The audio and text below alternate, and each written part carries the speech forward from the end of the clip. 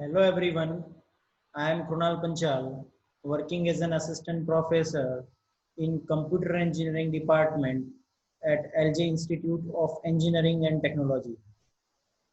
Welcome all to the video lecture series of operating system with respect to the syllabus of Gujarat Technological University.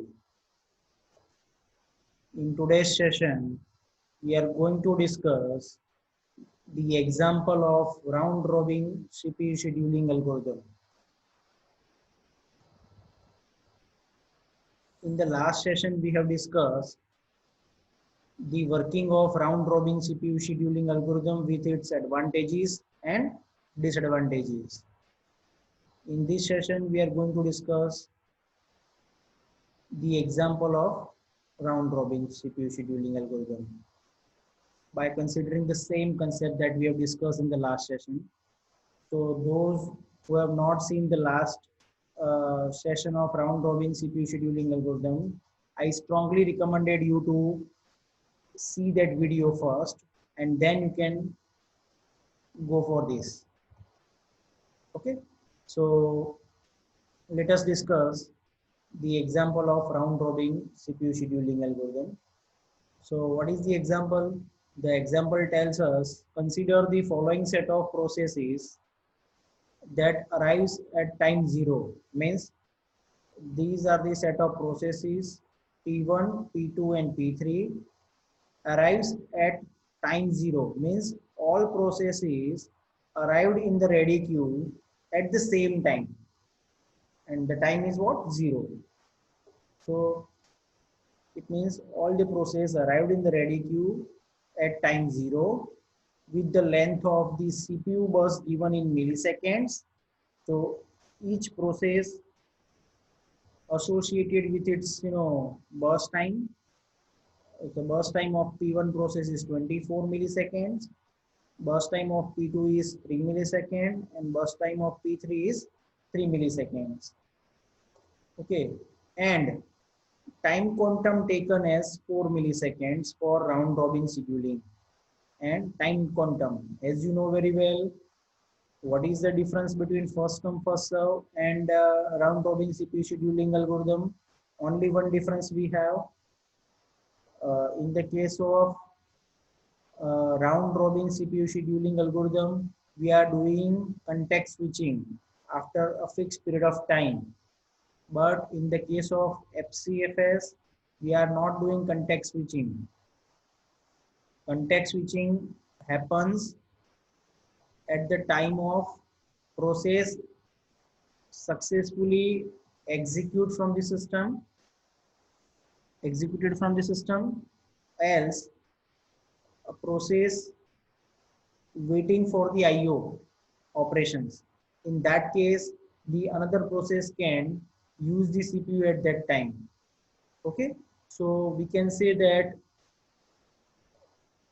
the similarity between FCFS and round robin CPU scheduling algorithm is nothing but they both both the algorithms are working based on the arrival time, but the difference is what?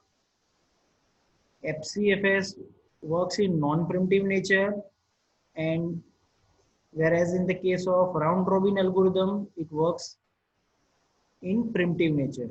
Okay, so this set of input we have, okay, which is given. Now, according to this input, we need to find out the average turnaround time and average waiting time.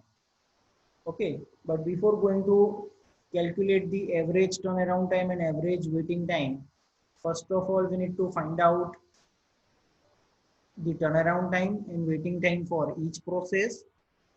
Before that, if you want to find out the turnaround time and waiting time for each process, before that you need to find out, you need to draw the Gantt chart of it, and based on the Gantt chart value, you can find out this turnaround time and waiting time. Okay, so what is the first step of this algorithm? To draw the Gantt chart based on this table. Okay, by considering the working of round robin CPU scheduling algorithm with the time quantum as 4 milliseconds. So this is nothing but a clock, so which tells us the time quantum is 4 milliseconds. It means uh, after every 4 milliseconds, we need to do a context switching. Okay. Now let us discuss this Gantt chart.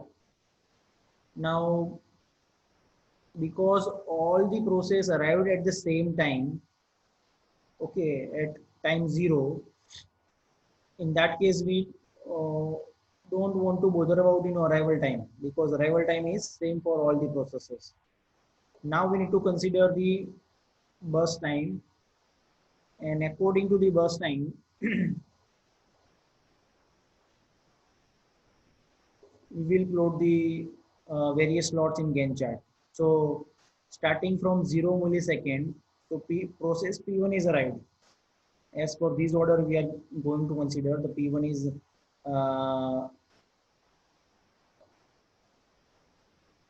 arrived first, then P2, and then P3 as per the sequence, of the processes.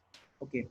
So if P1 is arrived at time 0, so P1 started its execution, okay, for for 4 milliseconds. Why? Because actual burst time of P1 is 24 millisecond, but we cannot allocate 24 milliseconds continuously to P1 to execute a task, because the time quantum in this example is fixed. So every process needs to be executed for 4 milliseconds only. Okay, so P1 would be executed for 4 milliseconds. After 4 milliseconds, P1 needs to context switch to the another process which resides in ready queue. Okay, so P1 would be executed for 4 unit of time, or we can say 4 milliseconds. After 4 milliseconds, this timer is expired. Okay, in that case, this P1 has to forcefully switch, or we can say come out from the running state and go into the ready tail of the ready state. Clear? So now what is the next process? P2. P2 will be executed starting from 4 milliseconds to how much time it requires. So P2 requires 3 milliseconds. But in this case, the burst time of process is less than the time quantum value. So definitely P2 process will be executed for 3 milliseconds only. It will not execute it for 4 milliseconds. Although one more second is there for P2, because if such type of situation come into the existence, P2, or we can say any process, will be executed for 3 unit of time only. Okay, so after 3 unit of time, P2 will voluntarily release the CPU so that other process can use the CPU for its own execution. So P2 will be executed for 3 units of time only. So 3 milliseconds, 4 plus 3 is equal to 7. Okay. Once it is executed successfully, it will come out from the system. So P2 is out of the system because total time is executed at the CPU. Okay. Now the next process is P3. Okay, now next process is P3. Because P1 is executed for 4 unit of time. So what is the remaining time of P1? So that is nothing but 24 minus 4 is equal to 20. Now once it is context switch, as I told you, it will come out from the running state and go into the tail section of the ready queue. Means what? Again it will enter over here, okay, at the tail of the ready queue. If this is a ready queue, so once it is executed in one go, after context switching it will go to this position. Okay, now P2 is executed successfully. Now P3 is going to start execution from 7 millisecond.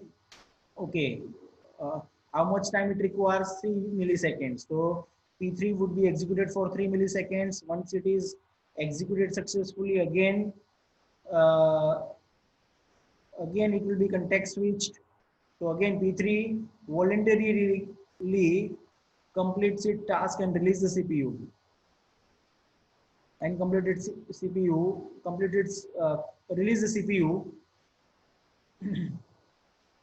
after 3 milliseconds. Okay, so that the another process waiting in the ready queue can access the CPU. Okay, so now which process, because P2 and P3 is already executed successfully. So these two are come out from the system. Now only one of process we have in the ready queue. Okay, and what is the remaining burst time of P1? 20, because for 4 millisecond it is already executed. So now P1 will start its execution, but P1 cannot execute a task for remaining period of time it has. It can execute a task for 4 minutes only or 4 milliseconds only. Why? Because the time quantum is fixed. Even though no other process are available in the ready queue, still again it will be after 4 milliseconds, again it will be printed, and again it will start its execution because no other process. So P1 will start its execution again. So in this case 4 then again 4 is equal to 8. So 24 minus 8, so 16 milliseconds is remaining. Again it will context switch after 4 milliseconds. Okay, again it will start its execution, okay, till the 30th, means what, till the 24th unit is completed. Okay, so P1 is scheduled for execution in the CPU for how many times? 1, 2, 3, 4, 5 and 6 times. Okay, because its total time is 24, so 24 divided by 4 is equal to 6. So 6 times it will be scheduled and executed in the CPU. Okay, so this is the Gantt chart of this table. Now we need to calculate the turnaround time and waiting time of this input. So same table I have carried forwarded in this slide, and the same Gantt chart we have considered over here. Now we will discuss how to find out turnaround time. So we have discussed previously turnaround time. If you want to find out, the equation is what? Turnaround time is equal to completion time minus arrival time. So how we can find out the completion time of any process? So say for example, uh, P1 process is completed its execution at here.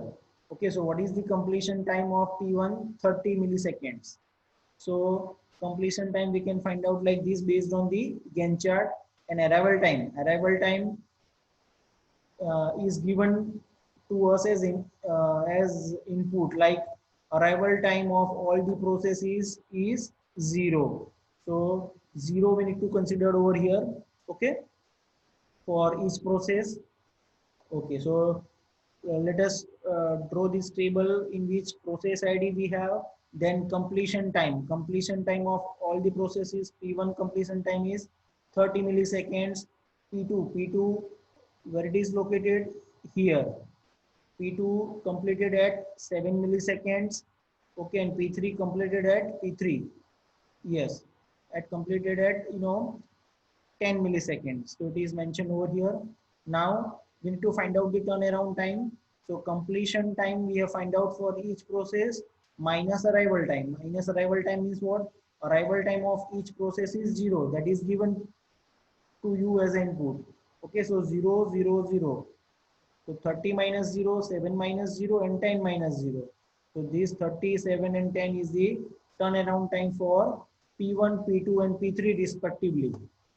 Now, if I want to find out the waiting time, so how we can find out the waiting time? So waiting time is equal to turnaround time minus burst time. So what is turnaround time? Turnaround time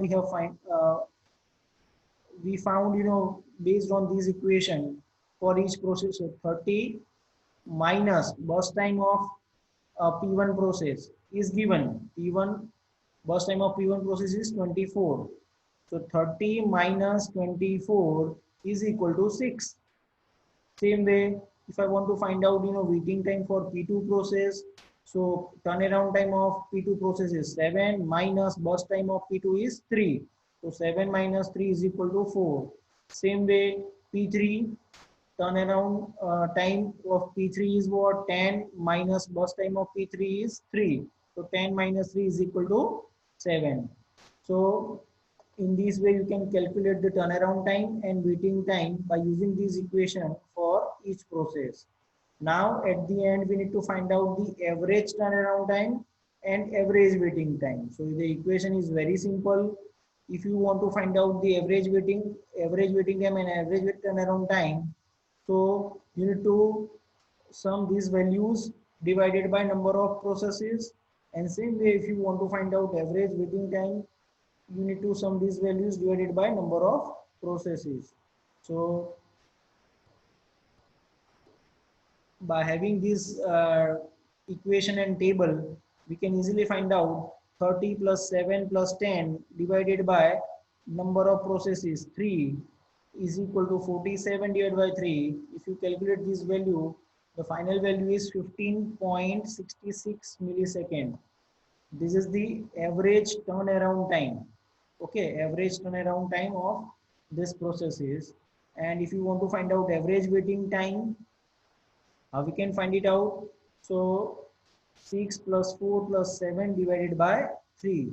If you calculate this value, so the average waiting time is equal to 5.66 millisecond. So in this way, you can calculate the average turnaround time and average waiting time of round robin CPU scheduling algorithm. We are not going to discuss how to find out the same average waiting time and turnaround time with the help of different method that we are not going to consider. We will consider only this because we have seen this equation in the previous examples as well. Okay, previous algorithms examples as well. So that's why we are not going for another methodology. So to avoid the confusion, we will use the method one only, and through which we can easily find out the turnaround time, waiting time, average turnaround time, and average waiting time. Okay, so so this is the round robin CPU scheduling algorithm example in which all the process arrived at the same time. In the next session, we will discuss one more example of round robin CPU scheduling algorithm in which the processes arrival times are different. Okay, if such type of situation come into the existence, in that case, how we can find out the turnaround time and waiting time for that type of processes uh, which having different arrival time. Okay, so this is a simple example. I hope this was clear to you. Okay, thanks for watching. See you in the next one.